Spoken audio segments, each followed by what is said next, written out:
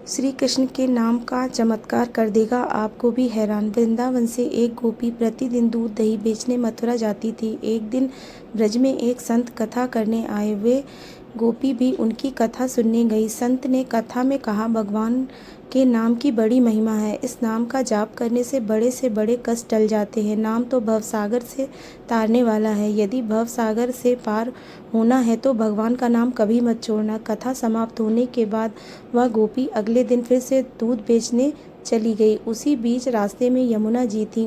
इसको देखकर गोपी को संत की बात याद आ गई कि संत ने कहा था, भगवान का नाम तो भवसागर से पार लगाने वाला है। उसने सोचा, जिस भगवान का नाम भवसागर से पार लगा सकता है तो क्या उन्हीं भगवान का नाम मुझे इस साधारण सी नदी से पार नहीं लगा सकता है।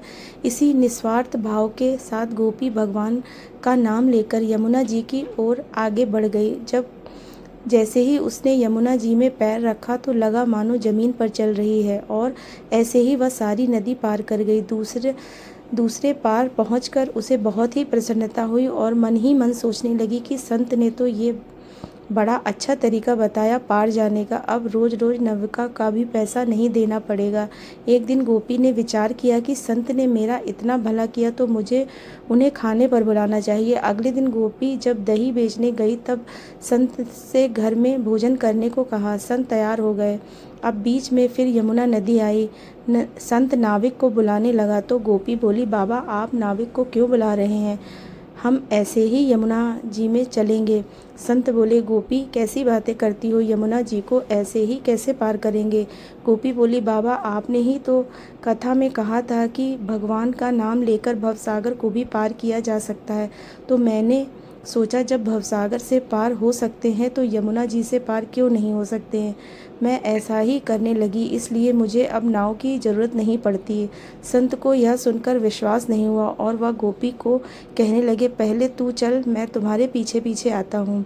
गोपी रोजाना की तरह नाम का आश्रय लेकर यमुना जी को पार करने लगी। गोपी को देखने के बाद जैसे ही संत ने यमुना जी में पैर रखा तो झपाक से पानी में गिर गए। ये देखकर संत बहुत हैरान हो गए।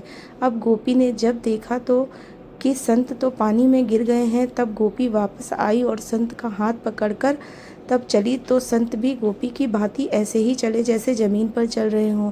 यह चमत्कार देखने के बाद संत उस गोपी के चरणों में गिर गए और कहने लगे कि गोपी तू धन्य है। वास्तव में तो सही अर्थों में नाम का आश्रय तो तुमने लिया है, और मैं जिसने नाम की महिमा बताई तो सही पर स्वयं नाम का आश्रय नहीं लिया।